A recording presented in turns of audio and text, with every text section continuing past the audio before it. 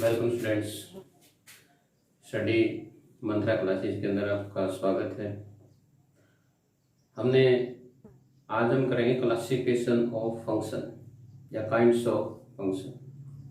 Function हमने plus one में भी पढ़ा था। फंक्शन क्या होता है?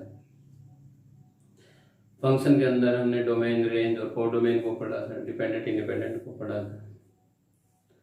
तो आज हम उन्हीं के बेस के ऊपर क्लासिफिकेशन ऑफ फंक्शन करते हैं। क्लासिफिकेशन ऑफ फंक्शन करने से पहले डोमेन को डोमेन, रेंज और डिपेंडेंट डिपेंडेंट के बारे में मैं आपको कुछ बताना चाहता हूँ।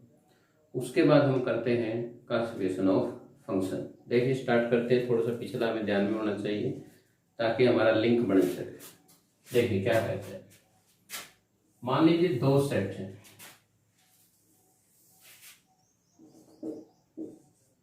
सेट ए, सेट बी। अगर आपके पास दो सेट हैं, सेट ए, सेट बी, और उसके अंदर, और ये जो सेट होते हैं कैसे होने चाहिए? फाइनाइट सेट होना चाहिए हमारे पास। तो फाइनाइट सेट है 1 2 3 4, A B C D E F, कुछ भी ले लीजिए, मर्जी है आपकी इच्छा है जो भी कुछ लेना चाहते हैं आप। जैसे कि हमें पता है ये हमारे जो फंक्शन है, हमें पता होता है कि फंक्शन किसे कहते हैं। याद है कि नहीं? फंक्शन याद है ना? फंक्शन किसे कहते थे कि यहाँ पर ऐसा कोई एलिमेंट नहीं होना चाहिए जिसकी कोई इमेज ना हो। अगर यहाँ पर एक भी एलिमेंट ऐसा हो गया जिसकी कोई ना कोई इमेज, जिसकी कोई भी इमेज इधर नहीं है, तो हम उसको फंक्शन नहीं कहते। या यहाँ पे एक ऐसा एलिमेंट जिसकी इधर क्या हो, दो इमेज हो, तो हम उसको भी फंक्शन नहीं कहते। ये बातें तो याद है ना, प्लस वन में की थी हमने। अब बात करते हैं किसकी? डोमेन की। जो डोमेन है इसको हम डोमेन बोलते हैं, इसको बोलते हैं कोडोमेन। यहां पे रेंज भी कहा जाता है। कोडोमेन, डोमेन, रेंज, इसको बोलते हैं इंडिपेंडेंट।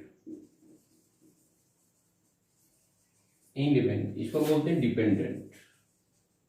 क्यों कहा जाता है डिपेंडेंट इंडिपेंडेंट? इनको बताऊंगा मैं। इसको कहा क्यों जाता है, इसको इंडिपेंडेंट क्यों कहा जाता है और इसको डिपेंडेंट क्यों कहा जाता है। इसको बोला जाता है प्री इमेज। कुछ बेसिक सा है पिछला, वो हमें एक बार रिमाइंड हो जाएगा ताकि हम अगला जो हमारा सिस्टम है वो उससे हम कनेक्ट हो सके। प्री इमेज, इसको क्या बोलते हैं? इमेज। अब बात करते हैं डोमेन की। डोमेन और कोडोमेन में क्या फर्क है? जो डोमेन होती है फंक्शन के अंदर, each element of set A, that is called domain. And each element of B, सुनिए ध्यान से मैं क्या कह रहा हूं, each element of B that is called codomain. But range क्या होगी? रेंज हमारी वही होगी जिसका मेरे को क्या मिल रहा है? मैपिंग मिल रहा है। यानी कि जो किसी ने किसी की क्या होगी? इमेज होगी। यानी कि जिसका यहां से किसी के साथ क्या होगा? रिलेशन होगा। तो रेंज क्या होती है? जो हमारे पास क्या आती है? रिजल्ट के अंदर आती है। यानी कि जो मेरा वाई रिजल्ट के रूप में आता है, हम लिखते हैं कि नहीं लिखते? मैपिंग लिखते हैं हम लिखते हैं fx equal to y, fx equal to y. यानी x के ऊपर f नाम की जो मैंने मैपिंग लगाई थी, और f नाम की जो मैपिंग क्या होता है? कोई भी रिजल्ट होता है, वो plus minus division multiplication combine भी लग सकता है। कोई भी ऑपरेशन जो लगता है उसके लगने से जो भी मेरी वैल्यू आती है हम उसको क्या बोलते हैं? y बोलते हैं। और जो y होती है वो मेरी किसके अंदर होती है? रेंज के अंदर होती है। जैसे यहाँ पर रेंज के अंदर क्या होगा? a b c d होगा। जो मेरी रेंज है उसके अंदर क्या आएगा? मेरा a b c d आएगा। लेकिन कोडोमेन के अंदर क्या आएगा भाई? सारे के सारे आएंगे। कैसे? a b c d e f, a b c d e f, ये मेरे किसके अंदर आएंगे? कोडोमेन के अंदर आएंगे। लेकिन जो रेंज है मेरी वो किसके अंदर आएगा? a b c and d, यही चीजें आएंगी मेरे पास। फिर बात करते हैं किसकी? इंडिपेंडेंट की और किसकी? डिपेंडेंट की। ये इंडिपेंडेंट और डिपेंडेंट क्या है? देखिए, अब जो मेरा रिजल्ट बना, जैसे मैं कहता हूं कि नेचुरल नंबर है या मेरा सेट ए है, 1 2 3, जो मेरा बी है या ए जो सेट है मेरा, वो मैंने किसके ऊपर ऑपरेशन लगाना है, एक्स स्क्वायर प्लस 1 के ऊपर लगाना है। किसके ऊपर लगाना है, एक्स स्क्वायर ऊपर 1 के ऊपर लगाना। अब मेरा जो वाई आएगा, तो वाई क्या आएगा मेरा, मैं 1 रखूंगा, 1 रखूंगा तो 1 का स्क्वायर प्लस 1 हो गया, कितना आया 2। अगर मैं 2 रखता हूं, इस वाई को मैं ये भी कह सकता हूं F1 फिर F2। अगर मैं 2 रखता हूं, यहाँ पे क्या है 2, तो 2 का स्क्वायर प्लस 1 कितना आ गया 5। F3 यानी कि 3 का square plus 1 is equal to कितना हो गया 10।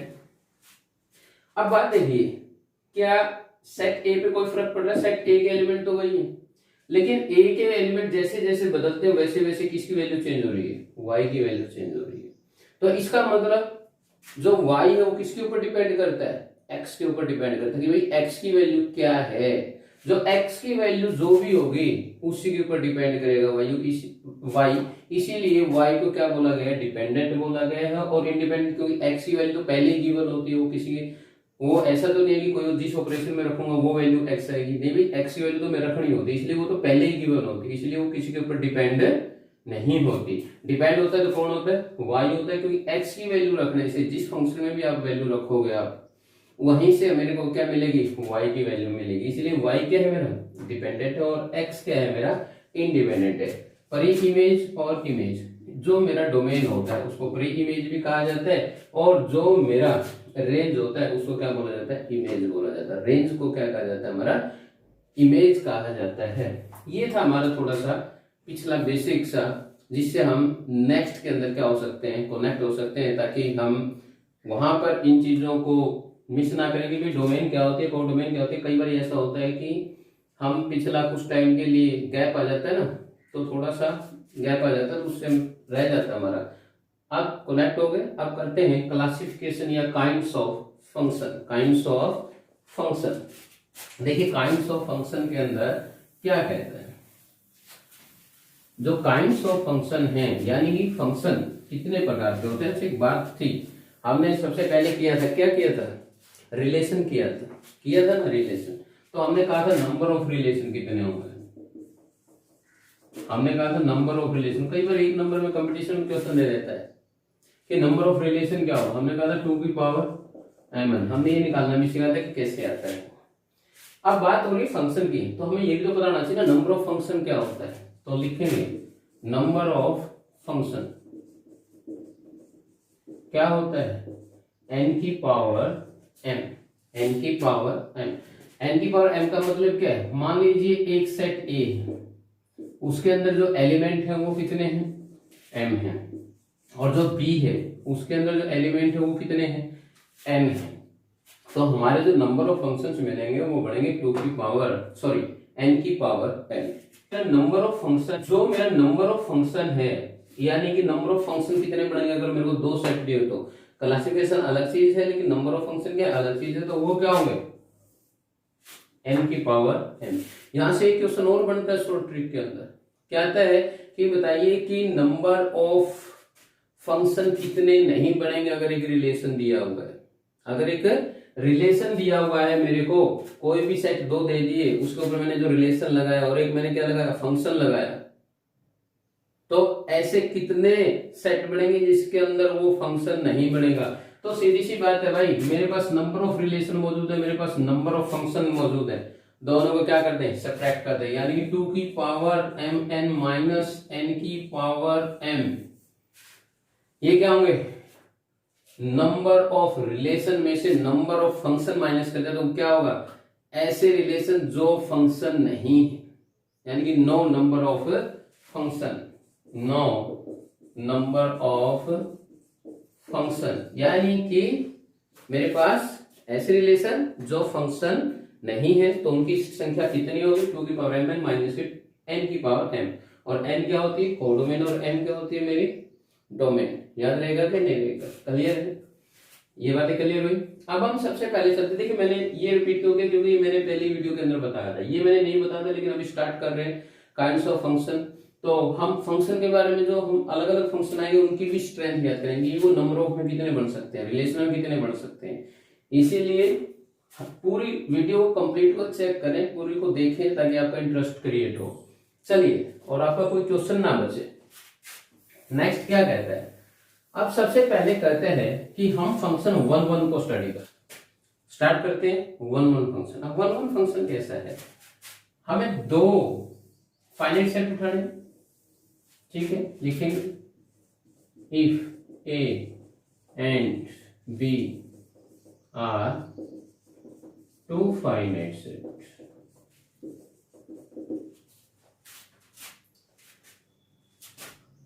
तो हमने क्या उठाया, फाइनाइट सेट उठाया। अब डेफिनेशन इसकी क्या कहती है, मान लीजिए कि 1 2 3 कुछ भी नंबर ले लीजिए, मर्जी आपकी, 2 4 6 8,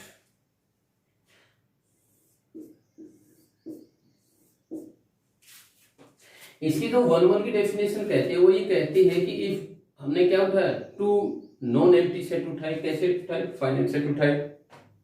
इफ ईच एलिमेंट ऑफ ए, ये ए था, ये मेरा बी था, यानी कि मैं इसको x बोलता हूं, इसको क्या बोलता हूं, fx भी बोल देता हूं, इसको y भी बोल देता हूं, यानी कि each element of x has a unique image. सब समझिए, यूनिक क्या कहता है, ईच एलिमेंट ऑफ x, यानी कि set A, each element of set A have a unique image in set B। क्या कहा उसने, each element of A has a unique image in set B। देखिए यहां पर ऐसा कोई एलिमेंट नहीं है जिसकी यहां पर अलग इमेज ना हो। अब मान लीजिए कि दो सेट उठा लिए मैंने, एक और उठा लेते हैं, A B 1 2 3, A B C D. देखिए अब बात करते हैं, एक तो सेट ये था मेरा, दूसरा सेट मैंने ये उठा लिया। अब बात करते हैं 1 की इमेज क्या है भाई, ए, 2 की इमेज बी, 3 की इमेज बी।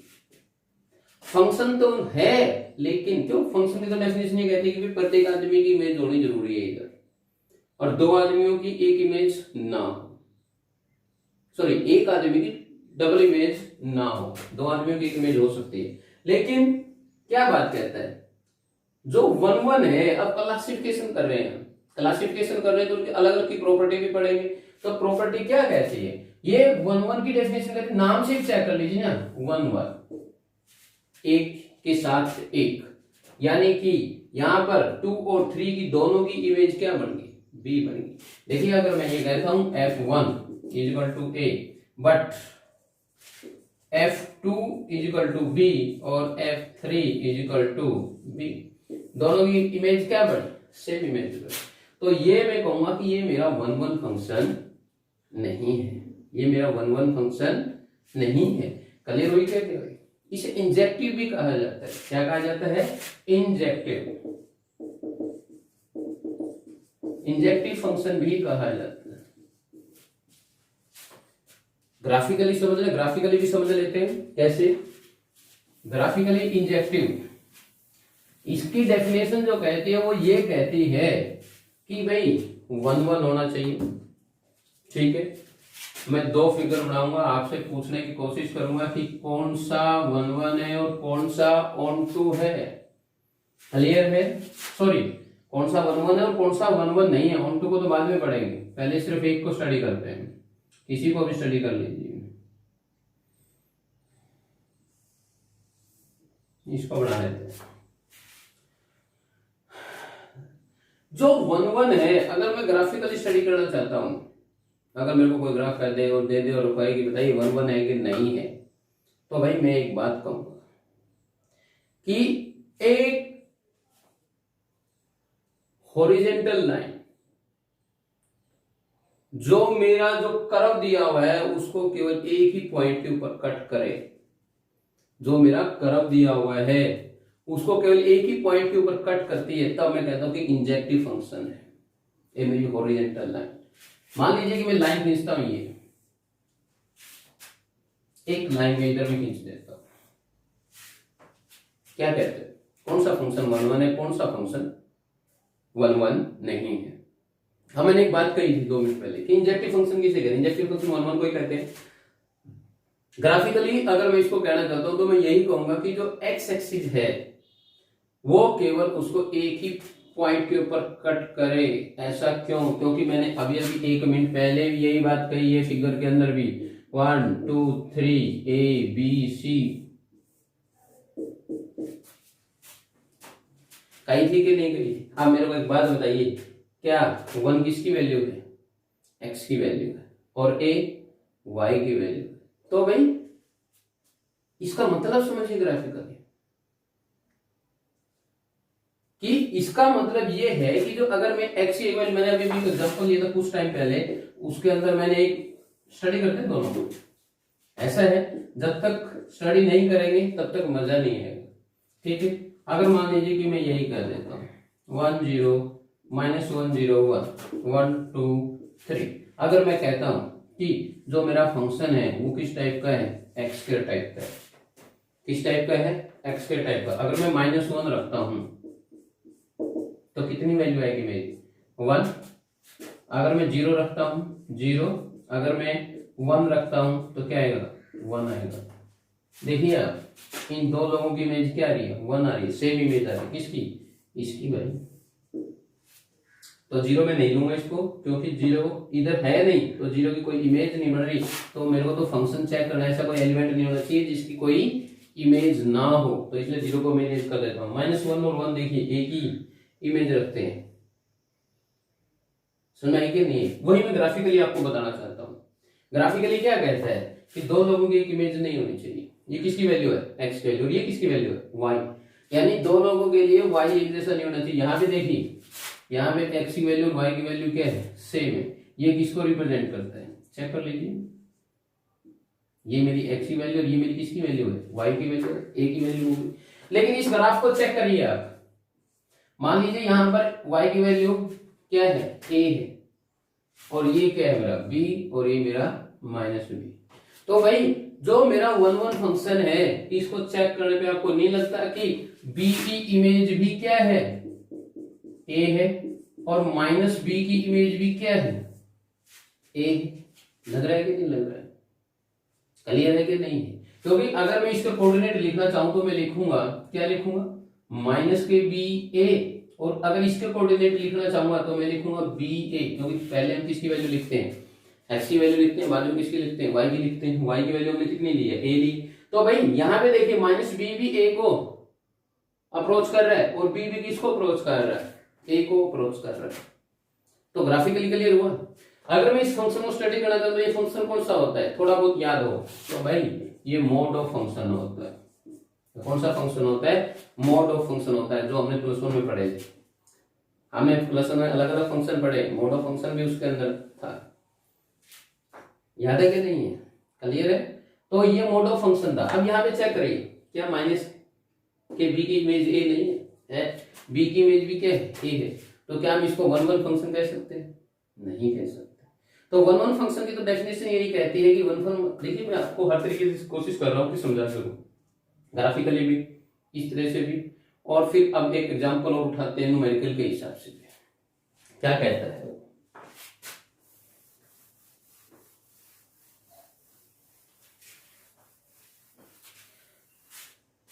ये कहता है कि जो मेरा फंक्शन, उसका लिखने का तरीका एक और है।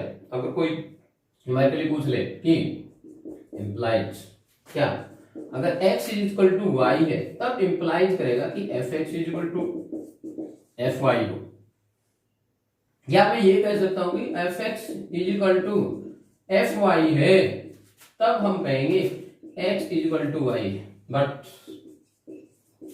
अगर x ≠ y है, x ≠ y है, देन ये भी बात पक्की होगी कि fx ≠ होगा fy, fx ≠ होगा fy। बात करिए रही थी, ठीक है। ये बात हमारी ध्यान में रखना कि अगर x y के इक्वल नहीं है तो fx भी fy के बराबर नहीं होगा। ये 2 नंबर होते हैं हमारे, चले आगे। अब क्या कहता है, मैं क्या कहना चाहता आपको एग्जाम्पल देना चाहता था। कैसे, अगर मैं कहता हूं कोई भी मेरा फंक्शन है एफ एक्स नाम का, मैं कहता हूं एक्स स्क्वायर प्लस के 1 है, दूसरा जो मेरा फंक्शन है f x equal to x cube plus 1 है। अगर मैं इसको 1 1 चेक करना चाहता हूँ, क्या चेक करना चाहता हूँ, 1 1 चेक करना चाहता हूँ, तो इस प्रॉपर्टी का यूज करेंगे, f x equal to f y का यूज करेंगे। तो मैं लिखता हूँ एक्स स्क्वायर प्लस के 1 is equal to y square plus के 1। इस 1 से ये 1 कैंसिल हो जाएगा, तो क्या बचेगा मेरे पास, x square is equal to y. यहां से मैं तो एक्स की इमेज चाहता हूं ना, एक्स की इमेज चाहता हूं, तो एक्स किसके बराबर आएगा, प्लस माइनस वाई के बराबर आएगा। अगर वाई की प्री इमेज चाहता तो मैं क्या कहता, एक्स प्लस माइनस लिखता। अब यहां से स्टडी करते हैं, इसको स्टडी करते हैं। X cube plus 1 is equal to y की cube plus 1, x cube is equal to y की cube, x is equal to y. अगर यहाँ पे नेगेटिव होता तो यहाँ पे फर्क पड़ जाता, फिर नेगेटिव आता मेरा, लेकिन यहाँ पे क्या है पॉजिटिव, तो पॉजिटिव आएगा क्योंकि पावर क्या है मेरे पास, और अब यहाँ भी चेक कीजिए, जब भी एक्स स्क्वायर इधर जाता है तो हम स्टडी करते हैं क्या, यहाँ पे प्लस माइनस लगाते हैं, यहाँ पे क्या लगाते हैं, प्लस माइनस लगाते हैं। वैसे तो root is always positive, root क्या होता है, हमेशा पॉजिटिव होता है। अगर आपको पहले से ये दिया हो ना, x equal to root of y लिखा हो, x equal to root of y लिखा हो, वो हमेशा पॉजिटिव होगा, क्योंकि रूट इज ऑलवेज पॉजिटिव। क्योंकि रूट के अंदर अगर नेगेटिव आ जाता है तो वो कॉम्प्लेक्स नंबर में चला जाता है, और रूट से कभी नेगेटिव बाहर नहीं निकलता, वो आयोटा बन के ही बाहर निकलता है। इसलिए रूट क्या होता है, हमेशा ऑलवेज क्या होता है, पॉजिटिव होता है। लेकिन जब मेरा स्क्वायर इधर से उधर जाता है तब मैं क्या लगाता हूँ, प्लस माइनस लगाता हूँ, तो x इक्वल टू क्या होगा, प्लस माइनस y होगा। तो यहाँ पे देखिए ना, ये जो मेरा ग्राफ कहता है, ये ग्राफ मेरा ये कहता है कि x की वैल्यू क्या है, x की वैल्यू नेगेटिव y भी और x की वैल्यू पॉजिटिव y भी है, x की वैल्यू नेगेटिव y भी और x की वैल्यू पॉजिटिव y भी है। तो इस फंक्शन को क्या कहेंगे आप, नॉट 1 1, नॉट 1 1, क्योंकि जो y है वो किसको रिप्रेजेंट कर रहा है, रेंज को, और x को रिप्रेजेंट कर रहा है डोमेन को। और हमने कहा था कि एक आदमी के लिए एक ही इमेज होनी चाहिए, यहाँ तो x की वैल्यू x की 2 इमेज आ रही, माइनस वाई और प्लस वाई, इसलिए 1 1 नहीं होगा। क्लियर हो रही है कि नहीं हो रही। अब बात करते हैं इसकी, x इक्वल टू वाई है तो इसको क्या कहेंगे, 1 1 फंक्शन कहेंगे, 1 1 फंक्शन कहेंगे। ये मेरा एक्सरसाइज 1.2 का बेसिक है, जरा ध्यान से समझ ले। अगर बेसिक क्लियर हो जाता है तो मैक्सिमम एक्सरसाइज आप खुद कर सकते हो, करवाएंगे वैसे, लेकिन आपकी समस्याएं कम रह जाएंगी बेसिक क्लियर होने पे। 1 1 क्लियर है विद ग्राफ और विद, ऐसा है जो मेरा ये होता है ना 1 1 फंक्शन, मैं उसको डेरिवेटिव के हिसाब से रिप्रेजेंट कर सकता हूँ, इसके हिसाब से, डेरिवेटिव के हिसाब से। अगर डेरिवेटिव कहता है dy बाई डी एक्स या तो ग्रेटर देन 0 हो, dy बाई डी एक्स या लेस देन 0 हो, तब भी हम कहते हैं कि 1 1 फंक्शन होता है। इनको बोलते हैं इंक्रीजिंग और डिक्रीजिंग, इनको क्या बोलते हैं, इंक्रीजिंग और डिक्रीजिंग। जब भी हम इनका ग्राफ बनाते हैं ना, तो वो जो ग्राफ होता है हमारा वो कैसे चलता है, एक पॉजिटिव चलता है एक नेगेटिव चलता है। जैसा भी हमने बनाना है, जैसे कि y की वैल्यू बढ़ रही है, नेगेटिव से पॉजिटिव की तरफ बढ़ रही है, या ये कम हो रही है। इनके आप पास देखोगे तो जो x है वो केवल हॉरिजॉन्टल जो लाइन है मेरी वो केवल एक बार कट करेगी, जो केवल एक बार करोगी। या मैं कोई भी इंक्रीजिंग या डिक्रीजिंग कर्व लेता हूँ, क्या तो मैं इंक्रीजिंग या डिक्रीजिंग फंक्शन है, यानी कि derivative dy by d x by d x by d y अगर ग्रेटर देन 0 हो तो इंक्रीजिंग फंक्शन बोलते हैं, लेस देन 0 हो तो डिक्रीजिंग फंक्शन बोलते हैं। स्ट्रिक्टली डिक्रीजिंग बोलते हैं, इक्वलिटी का सिंबल नहीं है, स्ट्रिक्टली डिक्रीजिंग। तो जो इंक्रीजिंग और डिक्रीजिंग फंक्शन है वो भी किसके एग्जांपल होते हैं, 1 1 के एग्जांपल होते हैं। नेक्स्ट करते हैं, देखते हैं number of 1 1 function, number of 1 1 function. Number of 1 1 function क्या होगा, npm, ए जो सेट है उसके अंदर m एलिमेंट होंगे और जो b है उसके अंदर n एलिमेंट होंगे। यानी कि ये मेरी कोडोमेन होगी और ये मेरी क्या होगी, डोमेन होगी। ये याद रखना हमेशा, ये हमेशा क्या होगा, n greater than equal to m होगा। मैनी वन फंक्शन क्या कहते हैं, देखिए जैसा नाम है वैसे ही मैनी वन, यानी कि सेट ए में से मान लीजिए 1 2 3 4 ABCDE,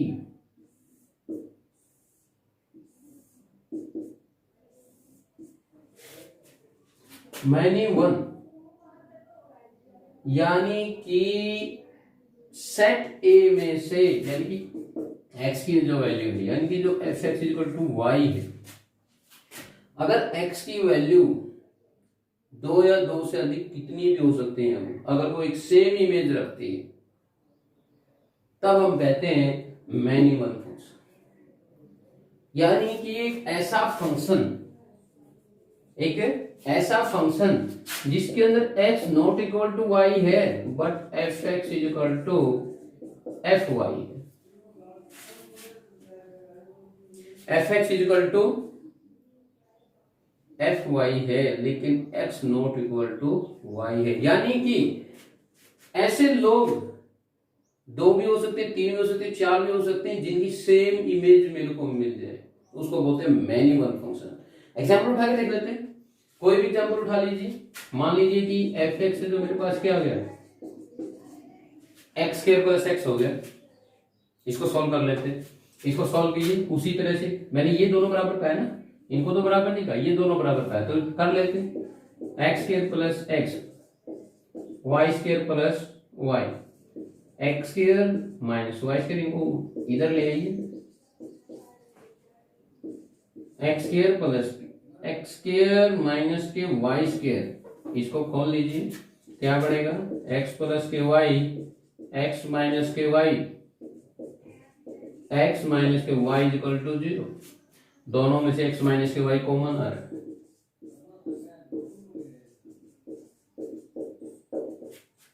ठीक है। देखिए मैं किसकी बात कर रहा हूँ, इस बंदे की बात कर रहा हूँ।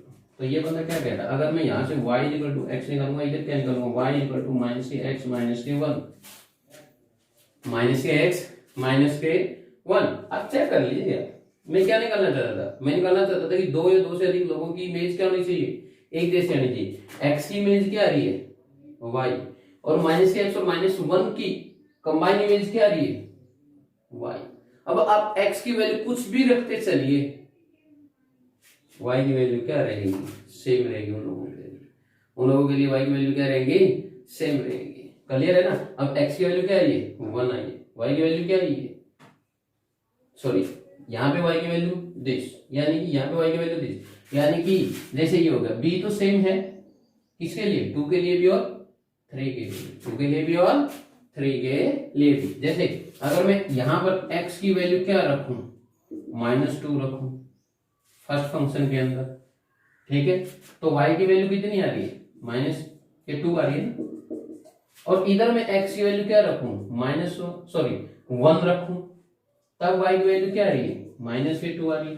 तो इस प्रकार अगर मैं ये कहूं क्या, -2 और 1 दोनों की वैल्यू क्या आ रही है, -2 आ रही है। दोनों किसके ऊपर, एक ही को इमेज बना रहे, तो एक ही को इमेज बना रहे हैं, तो हम इसको क्या कहेंगे, मैनी वन फंक्शन कहेंगे। इसको क्या कहेंगे, मैनी वन फंक्शन। तो हमने एग्जांपल उठाया, क्लियर होगी बात कि हम इस प्रकार एग्जांपल उठा सकते हैं कि भाई वाई है, तो देखिए हमें समझना क्या है, हमें तो ये बात समझनी कि हमें रिजल्ट क्या निकालना है, हमें रिजल्ट सेम निकालना है। किन लोगों का, 2 या 2 से अधिक लोगों का।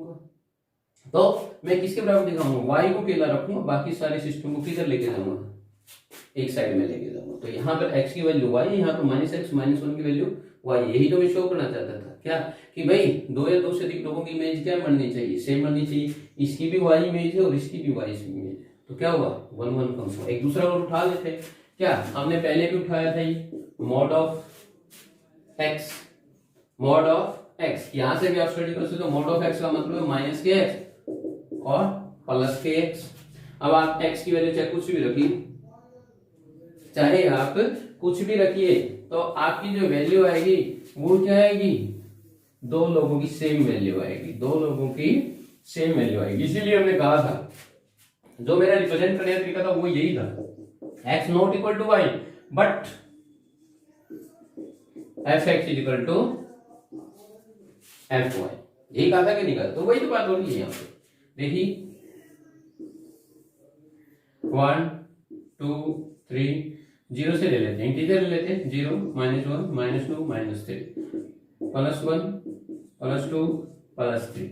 यहाँ पे 1 2 3 4 5 6, नेगेटिव उठाना चाहते हो नेगेटिव उठा लीजिए, ठीक है। 0 भी उठा लीजिए क्योंकि 0 मैंने ले लिया। अगर मैं यहाँ पे 0 नहीं लेता हूं क्योंकि 0 बिलोंग्स नहीं करेगा इसके अंदर, जो 0 है ना, not belongs to integer in this case, in this case. तो -1 रखता हूं तो भी इमेज कितनी आ रही है, यहाँ पे -1 रखा, y इक्वल टू -1 तो कितना आएगा 1, y इक्वल टू 1 तो भी कितना आ रहा है 1 आ रहा है। तो दोनों की इमेज क्या आ रही है सेम। वैसे ही -2 की और +2 की इमेज वही आएगी, -3 की और +3 की इमेज वही आएगी। तो हम इसको क्या बोलते हैं, मैनी वन। एटलीस्ट एक आदमी ऐसा होना चाहिए जिसकी इमेज है जो 2 या 2 से ज्यादा लोगों के साथ, तो तब हम बोलते हैं many one functioning x not equal to y but f x equal to f y. तो हम इसको क्या बोलते हैं, मैनी